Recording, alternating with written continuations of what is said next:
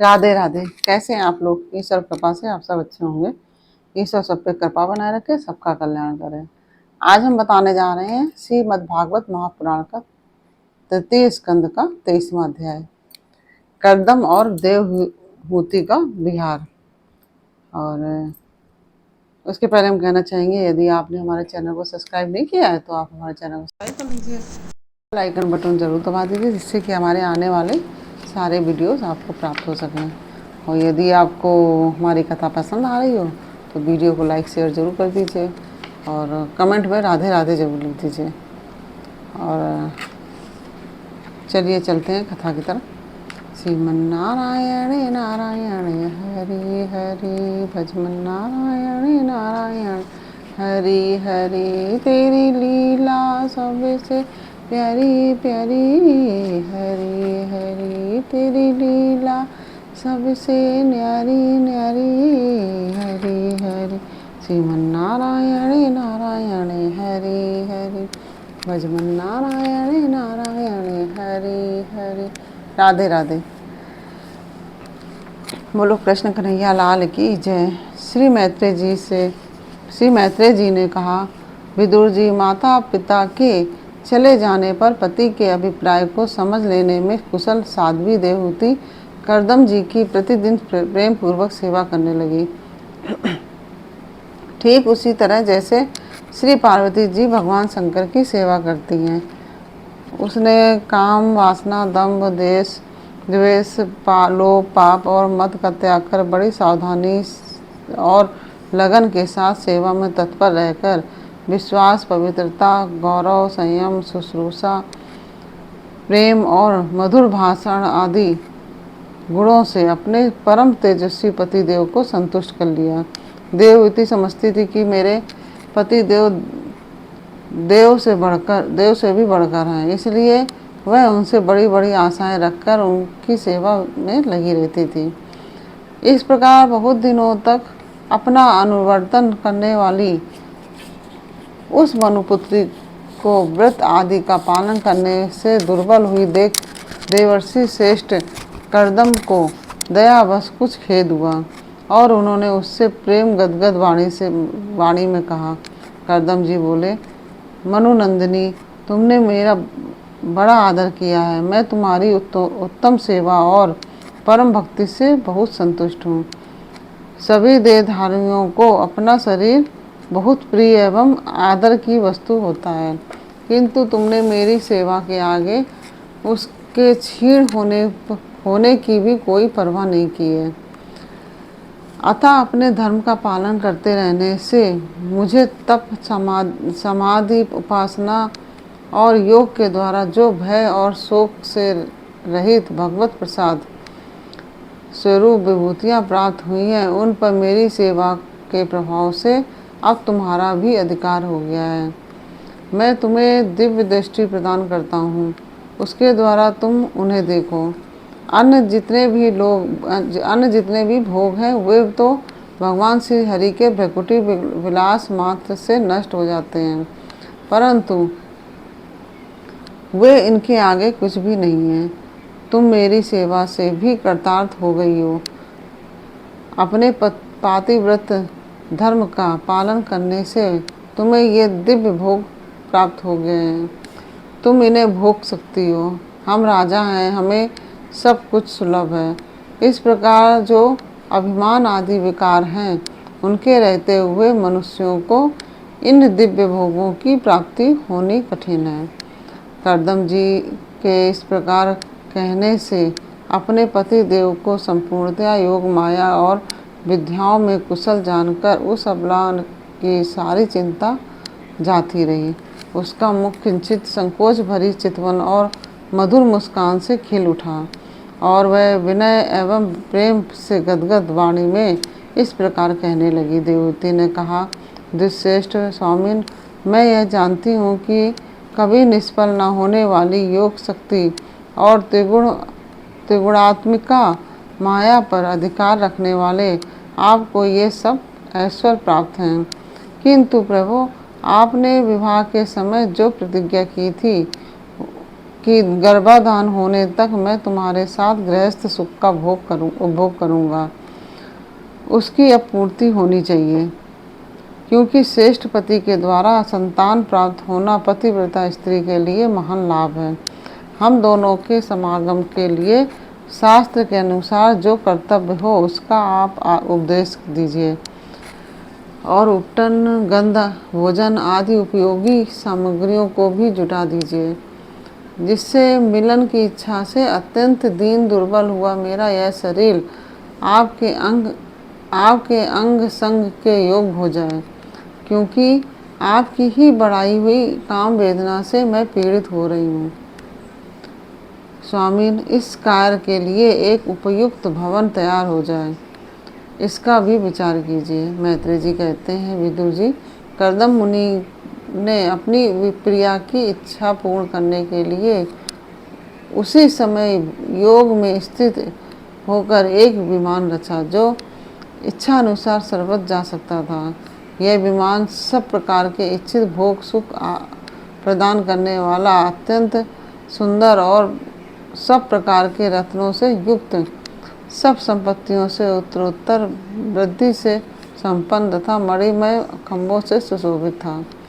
वह सभी ऋतुओं में सुखदायक था और उसमें जहाँ तहाँ सब प्रकार की दिव्य सामग्रियाँ रखी हुई थीं तथा उसे चित्र विचित्र रेशमी झंडियों और पताकाओं से खूब सजाया गया था, जिन पर भ्रमणगण मधुर गुंजार कर रहे थे। ऐसे रंग बिरंगे पुष्पों की मालाओं से तथा अनेक प्रकार के सूती और रेशमी वस्त्रों से वह अत्यंत शोभायमान हो रहा था। एक के ऊपर एक बनाए हुए कमरों में अलग अलग रखी हुई सहिया, पलंग, पंखे और आसनों के कारण वह बड़ा सुंदर जान पड़ता था। जहाँ तहाँ दीवारों में की हुई शिल्प रचना से उसकी अपूर्व शोभा हो रही थी। उसमें पन्ने का फर्श था और बैठने के लिए मूंगे की वेदियां बनाई गई थीं। मूंगे की ही दहलियाँ थी, उसके द्वारा ही हीरे के किवाड़ थे और इंद्रनील मणि के शिखरों पर सोने के कलश रखे हुए थे। उसकी हीरे की दीवारों में बढ़िया लाल जड़े हुए थे और जो ऐसे जान पड़ते थे कि मानो विमान की आँखें हों, और उसे रंग बिरंगी चंदोवे और बहुमूल्य सुनहरी बंदनवारों से सजाया गया था। उस विमान में जहाँ तहाँ कृत्रिम हंस और कबूतर आदि पक्षी बनाए गए थे, जो बिल्कुल सजीव से मालूम पड़ते थे। उन्हें अपना सजातीय समझकर बहुत से हंस और कबूतर उसके पास बैठ कर अपनी बोली बोलते थे। उसमें सुविधा अनुसार क्रीड़ा स्थली, शयन गृह, बैठक आंगन और चौक आदि बनाए गए थे, जिनके कारण वह विमान स्वयं कर्दम जी को भी विस्मित सा कर रहा था। ऐसे सुंदर घर को भी जब देवहूति ने बहुत प्रसन्न चित्त से नहीं देखा, तो सबके आंतरिक भाव को परख लेने वाले कर्दम जी ने स्वयं ही कहा, भीरू, तुम इस बिंदु सरोवर में स्नान करके विमान पर चढ़ जाओ। यह विष्णु भगवान का रचा हुआ तीर्थ मनुष्यों की सभी कामनाओं को प्राप्त कराने वाला है। कमल लोचना देवहूति ने अपने पति की बात मानकर सरस्वती के पवित्र जल से भरे हुए उस सरोवर में प्रवेश किया। उस समय वह बड़ी मैली कुचैली साड़ी पहने हुए थी। उसके सिर के बाल चिपक जाने से उनमें लटें पड़ गई थीं। शरीर में मैल जमा हो गया था और स्तन कांतिहीन हो गए थे। सरोवर में गोता लगाने पर उसने उसके भीतर एक महल में 1000 कन्याएं देखी। वे सभी किशोर अवस्था की थीं और उनके शरीरों से कमल की सी गंध आती थी। देवहूति को देखते ही वह सब स्त्रियां सहसा खड़ी हो गई और हाथ जोड़कर कहने लगी, हम आपकी दासियां हैं, हमें आज्ञा दीजिए, आपकी क्या सेवा करें।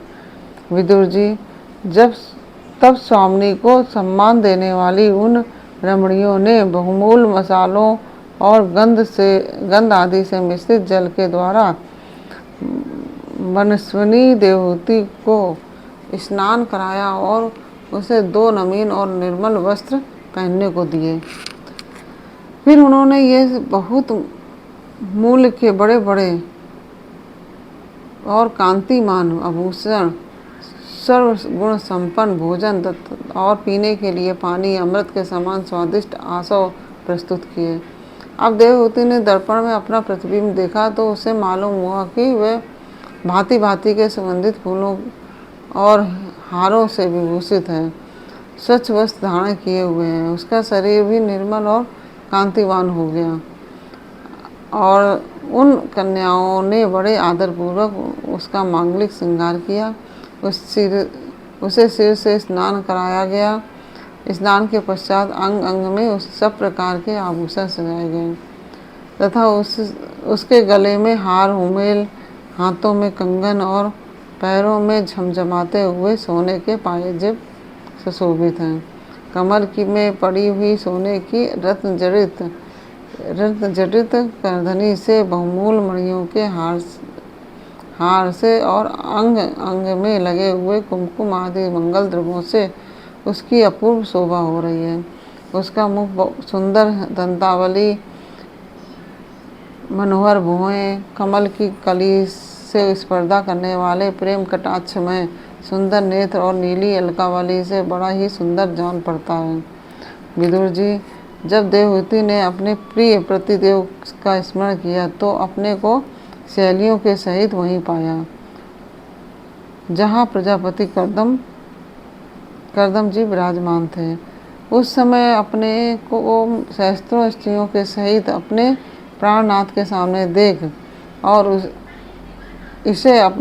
इनके योग का प्रभाव समझकर देवहूति को बड़ा विस्मय हुआ। शत्रु विजयी विदुर, जब कर्दम जी ने देखा कि देवहूति का शरीर स्नान करने से अत्यंत निर्मल हो गया है और विवाह काल से पूर्व उसका जैसा रूप था उसी रूप को पाकर वह अपूर्व शोभा से संपन्न हो गई हैं। उसका सुंदर वक्षस्थल चोली से ढका हुआ है। हजारों विचारधारियाँ उसकी सेवा में लगी हुई हैं तथा उसके शरीर पर बढ़िया बढ़िया वस्त्र शोभा पा रहे हैं। तब उन्होंने बड़े प्रेम से उसे विमान पर चढ़ाया। उस समय अपनी प्रिया के प्रति अनुरक्त होने पर भी कर्दम जी की महिमा मन और इंद्रियों पर प्रभुता कम नहीं हुई। विद्याधारियाँ उनके शरीर की सेवा कर रही थीं। खिले हुए कुमुद के फूलों से श्रृंगार करके अत्यंत सुंदर बने हुए वे विमान पर इस प्रकार शोभा पा रहे थे मानो आकाश में तारागण से घिरे हुए चंद्रदेव विराजमान हों।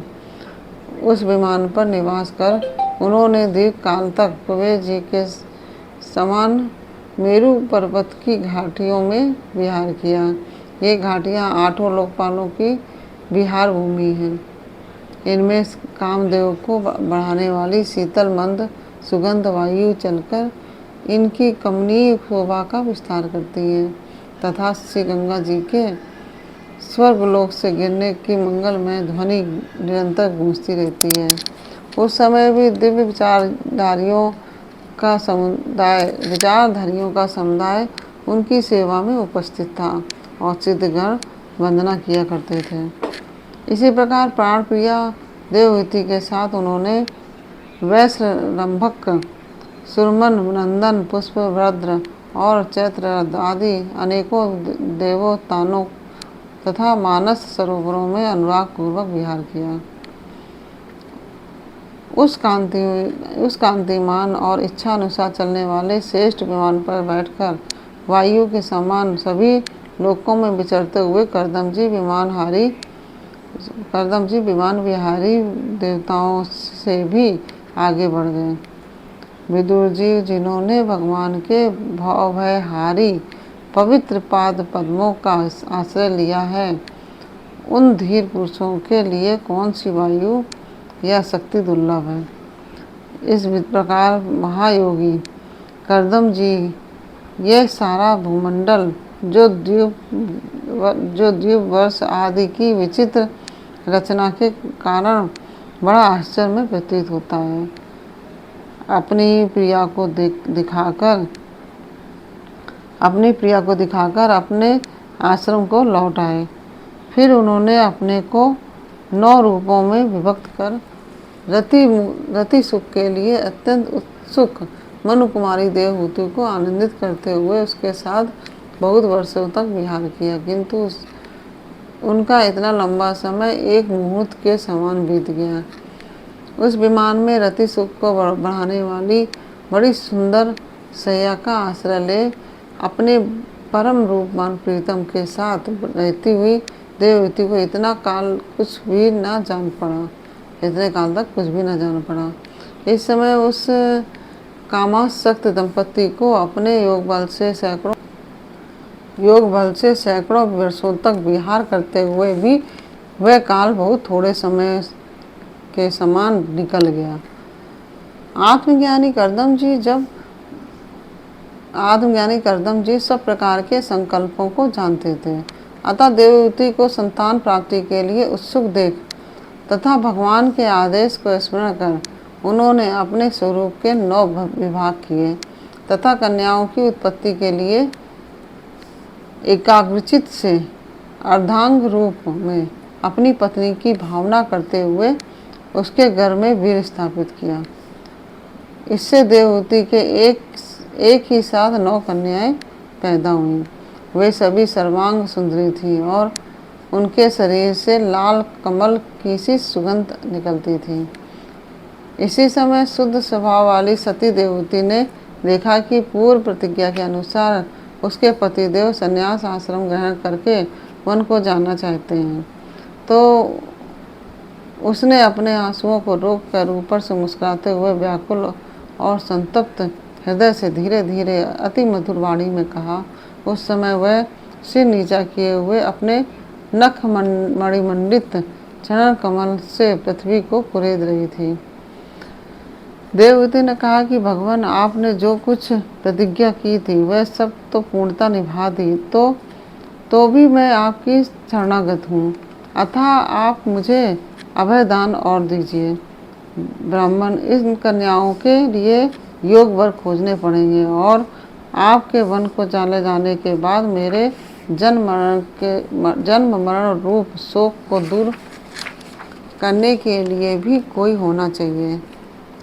प्रभु, अब तक परमात्मा से विमुख रहकर मेरा जो समय इंद्रिय सुख भोगने में बीता है वह तो निरर्थक ही गया।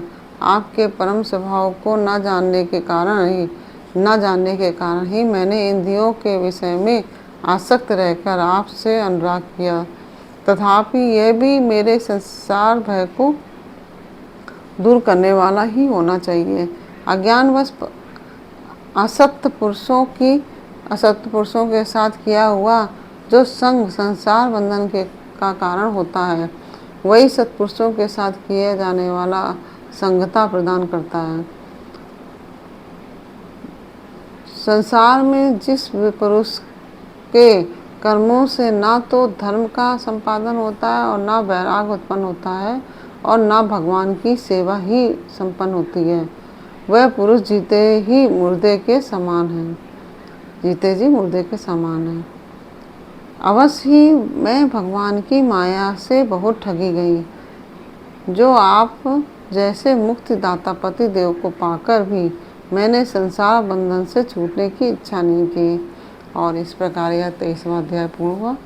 श्रीमन्नारायण नारायण हरि हरि, भजमन्नारायण नारायण हरि हरि, तेरी लीला सबसे प्यारी प्यारी हरि हरि, तेरी लीला सबसे न्यारी न्यारी हरि हरि।